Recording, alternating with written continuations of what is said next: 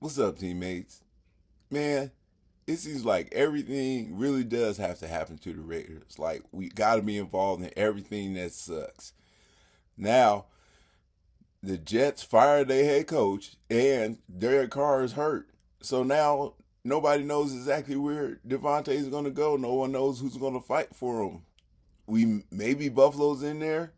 Uh, I was hoping we'd take him to either Jets or New Orleans because they're not going to make the playoffs, and I think that would be the best for us. We get a better pick out of it. But if we go with Buffalo or the Steelers, I hear they're also interested. I don't know. Those are playoff teams, and we're not going to get as good a pick if we get rid of them and get a pick at all. Because team doesn't look like teams has been hot. The top two teams have problems, so we might be stuck.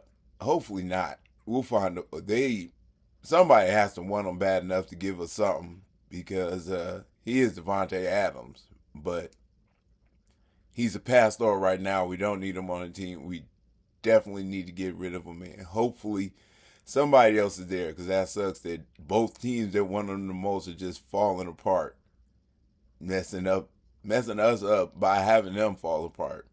Just can't win. Anyway, Antonio Pierce is scaring me, dude. uh, Whenever it seems like coaches, especially when it comes to quarterback stuff like that, those heavy decisions, and the media is like, so what are you going to do? And the coach keeps just ducking and dodging the question.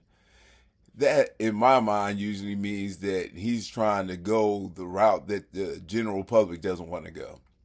I think that means he's going against the fans because he doesn't want to start the early annoyance of knowing who's going to play, even though, the fan favorite right now is obviously Aiden. And I only say that because in the beginning it was a really close to 50-50. It's maybe even if it was 55-45 for Gardner Minshew. But still, at least 10% of Gardner Minshew fans woke up and realized that we better go to Aiden O'Connell because what we did with Gardner is just not going to be enough. And wow, I didn't know his quarterback skills were that bad, and I thought his running back or his escapability would be a lot more than it actually was. So hopefully we do go with Aiden, but I don't know. He's been hiding it. They're being afraid to come out. There's also the other side of that. If he's not hiding it from the fans, he's hiding it from the other team, making it hard for them to figure out who they have to prepare for because our two quarterbacks are so different that maybe it makes it a little more difficult for the other team to prepare. Hopefully, I'm not sure, but that indecisiveness, first of all, it doesn't look good on them, really. And I love AP, but this, wishy-washy on what he want to do is completely opposite of what he say he's supposed to be. He's supposed to be hands-on. I make the decision and I stick with it no matter what, and I decide as I decide. It doesn't have to be this extended process, and it's becoming an extended process, and I'm just wondering why. Because if you're gonna name somebody as the starter or have somebody be the starter, you need to give them the reps. You need to get the timing together. They need to know what we're going to do against them that we're going to implement that we don't usually have in our playbook that'll help us against this team specifically. And they're not going to give either quarterback a 100% specific chance, or they know who they're going to start and they're just not giving it out to the media for whatever reason. Hopefully, it's number two and they just want to hide it from the other team. And they've already started practicing the way they should be with whomever they believe is going to be the starting quarterback on Sunday. Anything other than that is, is bad coaching. Shit, I just say it like that. You got to be prepared to do what you got to do, and you got to make that decision early. You can't sit around and wait on your hands and watch good time go by while you doing the wrong thing. You got to get up off the pot. Once you put it down, get up off the pot. he ain't putting it down yet. So he got us waiting. And man, we got Wednesday. We should really know Wednesday, and if we don't know by Thursday, then it's just ridiculous. I don't know if he's hiding it from us, hiding it from them, or if he's hiding from the decision. I hope it's not option three because I I think he could be a leader for this team. Some people are saying he might look over his head when it comes to all the other things. It's too early to decide on something like that. Um, and no matter what job you're gonna do, it's gonna take a little second to get smooth from the beginning, right? It doesn't mean that you're gonna fail at the job at the end, or you're not gonna make it through your training period, and they're just gonna say, no, thank you.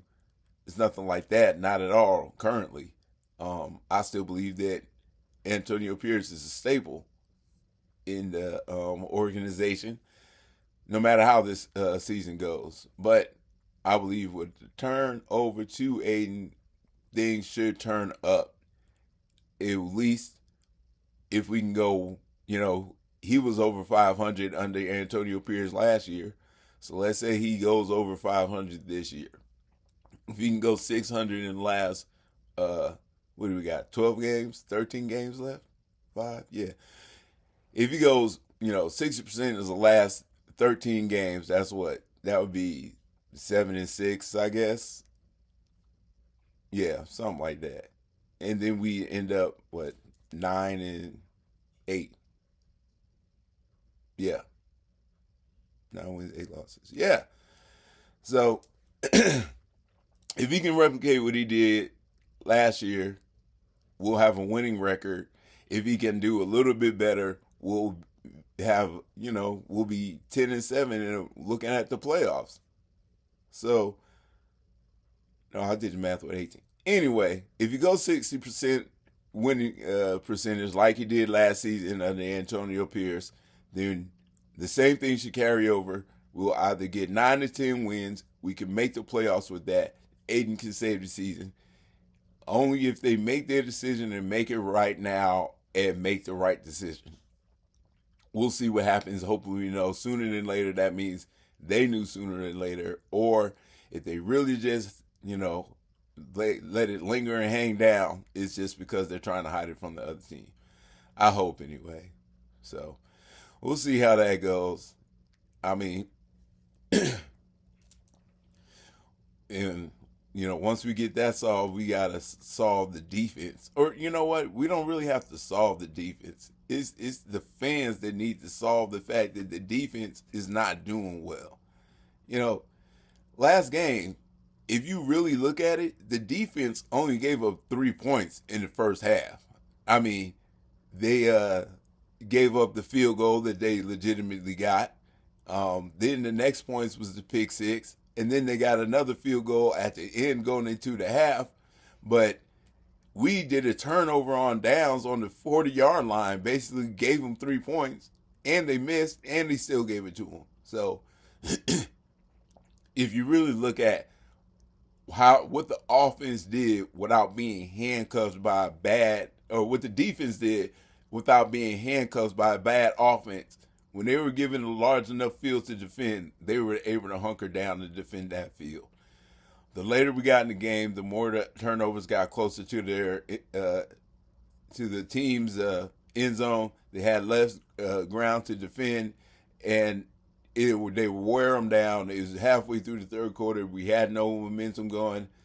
It was the second pick, and we just gave up their touchdown. We kind of fell apart from there, or we just couldn't recover as a defense. So they didn't play a bad game, and the defense hasn't fallen apart. And I don't think without Christian Wilkinson we're going to fall apart either. We didn't have him last year, and we made it through. It sucks to not have Malcolm Kuntz and all of that, but Snowden looks like he's going to be all right. Robinson made a big mistake, but that's a play that can get called on every field goal that's kicked. Everybody jumps up as hard as they can. Maybe somebody puts their hand on somebody's back a little bit or not, but refs want to see it and they want to call it, they can call it, and you can't dispute it because it happens almost all the daggone time. With that being said, he still had a good game. He still can control that edge. He can, we got Charles Snowden who can do the same thing on that side. You know, we still got Adam Butler in the middle who's been tearing it up. If we can get Jenkins in there, or maybe even, you know, since we're low on men, pull Tyree Wilson into the middle just out of necessity, right? I know they've kind of been pulling back on doing that for whatever reason, like making it that he has to be a defensive end. Maybe it's just because he's so long. I'm not quite sure. But they really should just put him in there, that defensive tackle. Just let him be big, strong, and push people around. He's good at that, like real good. So we'll see what they do with that. You know, not complaining about the talent, scouts who are on their own team. It's like, who the hell who tells them who to keep and who to start, because they keep missing it. Like Matson should have been starting a long time ago. Or not starting, but the number one back.